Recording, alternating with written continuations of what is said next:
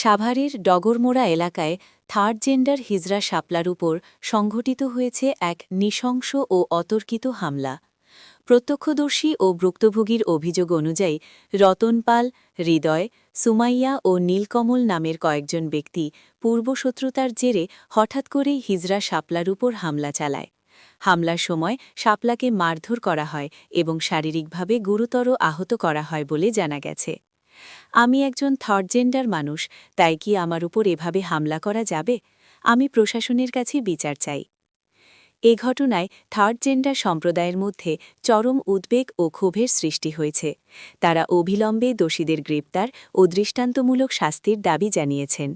ভুক্তভোগী হিজরা শাপলা প্রশাসনের দৃষ্টি আকর্ষণ করে বলেন, এই ধরনের সহিংসতা বন্ধে দ্রুত আইনগত ব্যবস্থা গ্রহণ করা। যে আমাকে দুনিয়া থেকে সরাই দেওয়ার ব্যবস্থা তোমরা করতাছো, এগুলা ভালো না। ঠিক আছে, আমি হিজড়া মানুষ 10 জনের কাছে চায় চিন্তা খাই, আমাকে কেন? আর আমি 10টা টাকা একখানও করতে পারি না, আমাকে মায়ের দূর করে অত্যাচার করে আমার কাছে টাকা পয়সা সব নিয়ে যায় আর আমাকে এইরকম করে 2 দিন পর পর আমাকে অত্যাচার করে, বুঝতে পারছেন? আর আমার হিজড়ার নাম হইল সুমাইয়া হিজড়া, ওর বাড়ি বগুড়া।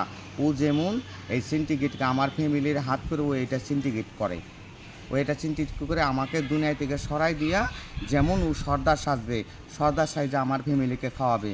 আমি একটু বিকালবেলা চিল্লাচিল্লি করার পরে, বুঝতে পারছেন, ওই কোনা দিয়ে আইসে এই যে দেখেন, এই যে কালকে রাত 12টার সময় আমাকে এখানে এসে দুনিয়ার ভাঙচুর করছে।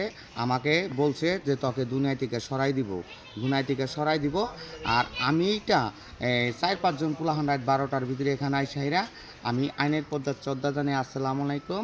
আইন এই জিনিসটা অতি তাড়াতাড়ি যারা আমাকে এই জিনিসটা করছে তাদের আওতায় আইনা এই সঠিক বিচারটা আমাকে জানি আইন প্রশাসন যারা আছে আমার সঠিক বিচারটা জানি তারা করে দেয়।